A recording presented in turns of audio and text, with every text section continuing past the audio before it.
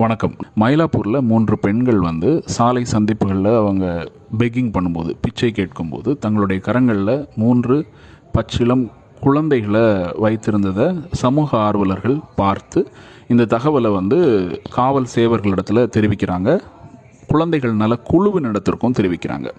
இந்த குழந்தைகள் நல குழு யார் அப்படின்னு பார்த்தீங்க அப்படின்னா, சிறார் நீதி, குழந்தைகள் நலன் மற்றும் பாதுகாப்பு சட்டம் 2015ன்னு ஒரு சட்டம் இருக்குது. இந்த சட்டத்தின் கீழே பாதுகாப்பு மற்றும் நலன் தேவைப்படுகிற குழந்தைகள் சம்பந்தமான தகவல்கள் குழந்தைகள் நல குழு, அதாவது சைல்டு வெல்ஃபேர் கமிட்டிக்கு தெரிவிக்கப்படும். இந்த குழந்தைகள் சம்பந்தமான, இந்த குழந்தைங்களுக்கு எது பாதுகாப்பான சூழல், எந்த சூழலில் இவர்களுக்கான நலன் இவர்களுக்கு கிடைக்கும், பராமரிப்பு கிடைக்குங்கிறத முடிவு செய்து அதுக்கு தகுந்தாற் போல உத்தரவுகளை பிறப்பிப்பாங்க. ஒரு உதாரணம், இப்போ ஒரு குழந்தைக்கு வீட்டிலேயே பாதுகாப்பும் நலனும் இல்லை அப்படின்னா அந்த தகவலை நாம் தெரிவித்தோம்னா, உதாரணமாக இந்த குழந்தைகள் நலக்குழு விசாரணை முடித்த பிறகு, அந்த குழந்தை சம்பந்தமான தகவல்கள், கொடுக்கப்படுகிற தகவல்கள் எல்லாம் விசாரித்து முடித்த பிறகு அந்த குழந்தையை அரசினர் குழந்தைகள் இல்லத்தில் அவர்களுடைய பொறுப்பில் கொடுப்பதற்கான உத்தரவுகளை பிறப்பிக்கலாம். இது ஒரு உதாரணம். இந்த செய்தியில் உள்ள அந்த குறிப்பிட்டப்பட்ட அந்த 3 சிறு குழந்தைகளும் தற்போது ஒரு அரசு சாரா அமைப்பின் பொறுப்பில் கொடுக்கப்பட்டிருக்காங்க. பகுதி 2ல் நான் என்ன சொல்ல விரும்புகிறேன் அப்படின்னா, இப்போது இந்த மாதிரியான சூழ்நிலையில் இருக்கக்கூடிய குழந்தைகள் நாம் பார்க்கும்போது யாருக்கெல்லாம் தகவல் தெரிவிக்கலாம் அப்படின்னா, காவல் சேவர்களுக்கு தெரிவிக்கலாம், 1098 என்ற தொலைபேசி எண்ணுக்கு தெரிவிக்கலாம்.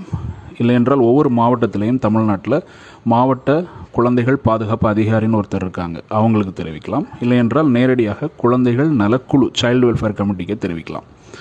இப்போ நீங்கள் இந்த மாதிரியான குழந்தைங்களை எங்கெல்லாம் பார்க்கலான்னா, பஸ் ஸ்டாண்டில் பார்க்கலாம், சாலை சந்திப்புகளில் பார்க்கலாம், ட்ரெயின்ஸில் கூட பார்க்கலாம்.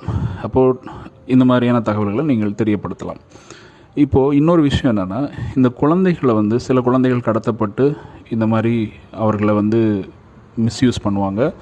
சில குடும்பமே அவர்களுடைய பரிதாபமான சூழ்நிலையினால் இந்த மாதிரி நிலைக்கு தள்ளப்படுவாங்க. இந்த குழந்தைகள் பரிதாபமான ஒரு தோற்றத்தோடு இருப்பதற்காக போதைப் பொருட்கள் கொடுக்கப்படுகின்றன. இந்த குழந்தைகளுடைய உடலில் பயங்கரமான காயங்கள் ஏற்படுத்தப்படுகின்றன. இதையெல்லாம் நாம் தெரிஞ்சுக்கணும். இன்னொரு முக்கியமான விஷயம் என்னென்னா, பிரிவு 76 சிறார் நீதி, குழந்தைகள் நலன் மற்றும் பாதுகாப்பு சட்டத்தின் கீழே குழந்தைகளை பிச்சை எடுக்கிற இந்த விஷயத்தில் பயன்படுத்துறது தண்டனைக்குரிய குற்றம் என்று சொல்லப்பட்டிருக்கிறது. வணக்கம். இது பகுதி 3. இதில் 2 தகவல்களை நம்ம பார்க்குறோம். ஒன்று இப்போ குழந்தைகள் நலக்குழுவின் இடத்துல அந்த 3 பெண்களும் என்ன சொல்லியிருக்காங்கன்னா, அந்த 3 பச்சிளம் குழந்தைகளும் அவர்களுடைய குழந்தைகள்னு சொல்லியிருக்காங்க. இப்போது இந்த குழந்தைகள் நலக்குழு இந்த தகவல்களெல்லாம் விசாரித்து ஒரு முடிவெடுப்பாங்க. அதனுடைய ஆரம்ப கட்டமாக இந்த பெண்கள் இப்படி சொன்னதுனால பிறப்பு சான்றிதழை கேட்டிருக்காங்க.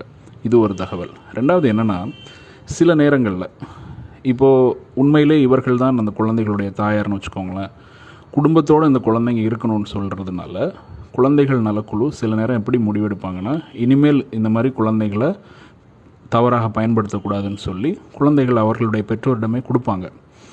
ஆனால் அவ்வாறு ஒரு சில நேரங்களில் கொடுக்கப்பட்ட பின்பும் சில என்ன பண்ணுவாங்க அப்படின்னா, இந்த குழந்தைகளுக்கு ஒரு பாதுகாப்பு இல்லாத சூழலையும் நலமற்ற சூழலையும் கொடுக்குற பெற்றோர் இருப்பாங்க.